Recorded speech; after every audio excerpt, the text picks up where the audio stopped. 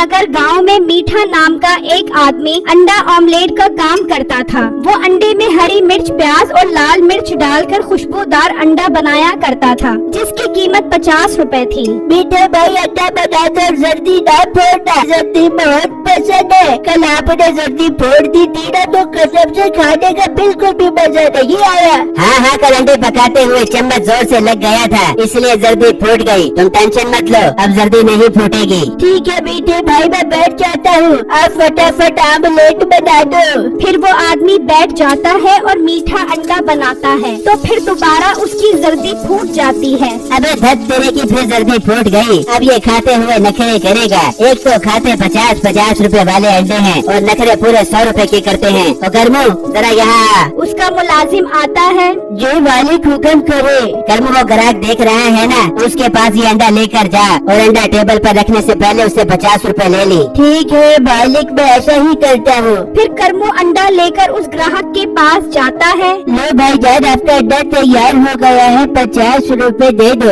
अरे भाई पहले खाने तो दो, फिर दूंगा पैसे। नहीं, पहले पैसे फिर अंडा मिलेगा। ये तुमने अजीब ड्रामा बना लिया है। अच्छा चलो ये लो 50 रुपए। कर्मू उससे पैसे लेकर अंडा रख देता है। ये क्या, ये तो फिर अंडे की जल्दी फूट गई। मुझे नहीं खाना ये अंडा, मुझे और साबुत जल्दी वाला अंडा बना कर दो। और हेलो, ज्यादा नखरे करने की जरूरत नहीं है। आई बात समझ, अंडे कोई दरख्तों पर नहीं लगे हुए जो तोड़ कर तुझे बना कर देता रहूं। नहीं, मैंने तुम्हें साबुत जल्दी वाले अंडे के 50 रुपए दिए हैं। और मैंने फूटी हुई जल्दी के 50 रुपए लिए हैं। खाना है तो खा, वरना यहाँ से निकल जा मेरा वीर। ठीक है, मैं नहीं खाता और अंडा के बाद तुम्हारी दुकान पर नहीं आऊंगा। ये कहकर वो ग्राहक गुस्से में चला जाता है और मुलाजिम को मालिक के इस रवैये पर बहुत दुख होता है। शाम में जब वो घर पहुंचता है, आ गया मेरे बेटे, कुछ लाया है खाने के लिए। नहीं माँ, मैं कुछ नहीं ला सका, मालिक ने तनख्वाह ही नहीं दी। तो भाई तुम उससे पैसे मांगोगे तो ही वो तुम्हें पैसे देगा ना। भाई मैं रोज ही उससे पैसे मांगता हूँ, वो रोज ही कहता है कि कर लेना। भाई तुम एक काम करो, कल उससे पैसे मांगना, अगर वो पैसे न दे तो कहना कि अब मैं काम नहीं करूँगा जब तक आप मुझे पैसे नहीं दे देते। तुम देखना वो डर जाएगा और तुम्हें फौरन पैसे दे देगा। हाँ भाई, मेरे अलावा तो उसके पास काम करने वाला कोई नहीं है, मैं ऐसा ही करूँगा।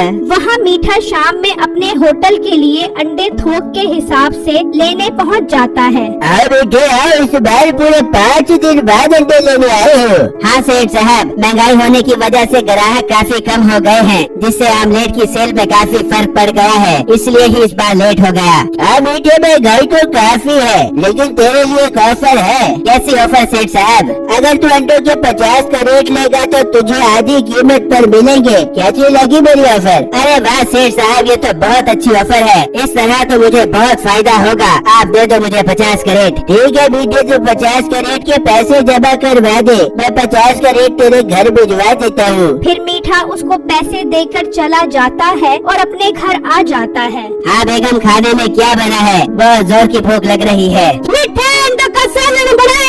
क्या अंडों का सालन? तुझे कोई और चीज नहीं मिलती बनाने के लिए? दुकान पर भी सारा दिन अंडों की शक्ल देखता हूँ, अब क्या घर में भी अंडों की शक्ल देखूँ? दे दिया कर मुझे 1000 रुपए रोज का खर्चा बढ़ा के दे दूंगी तुझे मुर्ग मसाला में। 200 रुपए में तो ये अंडे बड़े बन गए। अच्छा, मेरा बहस करने का मूड नहीं है, तो अंडा ही खिला दे। वो बात कर रहे होते हैं कि अंडों वाला 50 क्रेट लेकर आ जाता है। वाह, बहुत तेज सर्विस है तेरी। चल शाबाश, सारे क्रेट अंदर रख दे। फिर वो आदमी क्रेट अंदर रखना शुरू कर देता है। बेटा ये कितने सारे अंडों के क्रेट मंगवा लिए तूने? ओ बेगम, आधी कीमत पर मिल रहे थे अंडे। मैंने सोचा मौके का फायदा उठाना चाहिए, इसलिए मैंने 50 क्रेट बुक करवा दिए। मिठे अंडे बेचने भी जहेज में नहीं रखना है। हाँ बेगम, तो फिक्र मत कर, सारे अंडे बिक जाएंगे। तू खाना लगा, भूख बर्दाश्त नहीं हो रही। फिर मीठा खाना खाने के लिए बैठ जाता है और इतनी देर में रात हो जाती है। फिर अगले दिन मीठा अपनी दुकान पर आकर खड़ा हो जाता है तो कर्मू आ जाता है। मालिक, मैंने आपसे बहुत जरूरी बात करनी है।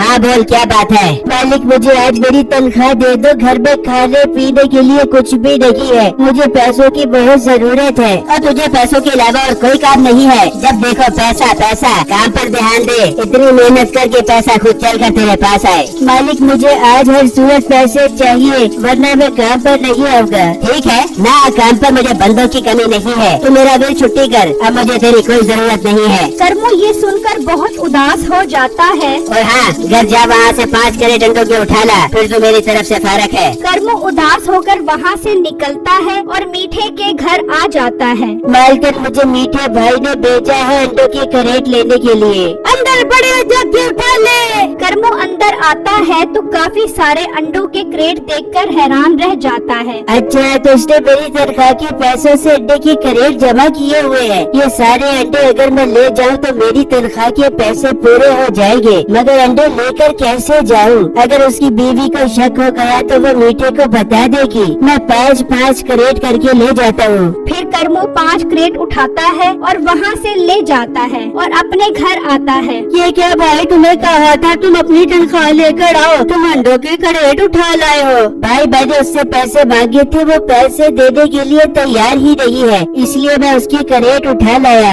मगर 5 कैरेट से तुम्हारे पैसे कैसे पूरे होंगे? भाई अभी 45 कैरेट और पड़े हैं, वो भी किसी तरीके से उठाने हैं, तुम मेरा साथ दो ना। फिर वो दोनों प्लान करते हैं और बिट्टू आमिल बाबा बनकर नसीबों के घर आ जाता है। तू कौन है बाबा?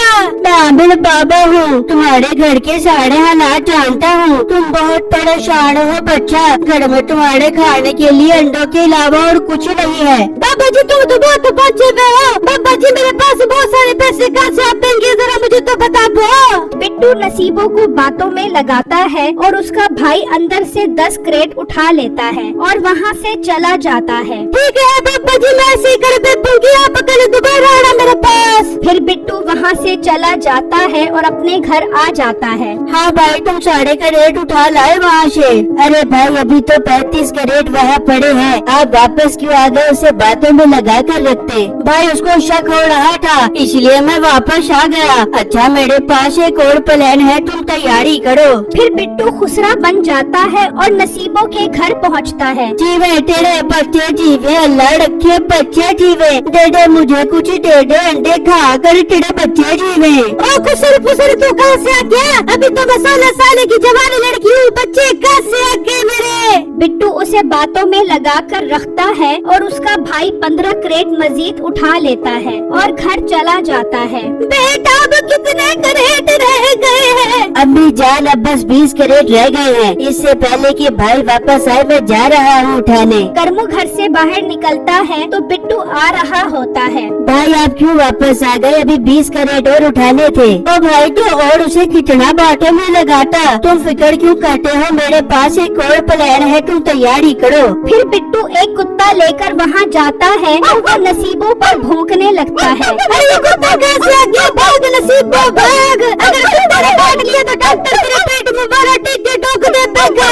नसीबों आगे आगे और कुत्ता पीछे पीछे। इस मौके का फायदा उठाते हुए वो दोनों अंदर से बाकी के 10-10 क्रेट भी उठा लेते हैं और घर आ जाते हैं। वहाँ मीठा अपनी दुकान पर खड़ा सोच रहा होता है, ये करमू अभी तक वापस क्यों नहीं आया? मैं घर जाकर देखता हूँ। मीठा जब घर आता है तो वहाँ कोई भी अंडों का क्रेट नहीं होता। मीठा जैसे बाहर आता है तो नसीबों के पीछे कुत्ता होता है। ये कुत्ता कहाँ से आ गया? भाग मीठे भाग। अब नसीबों और मीठा आगे आगे और कुत्ता पीछे पीछे। नसीबों सारे अंडे कहाँ चले गए? मीठे अंडों को छोड़ कुत्ते को रोक, वरना डॉक्टर के पास जाना पड़ेगा।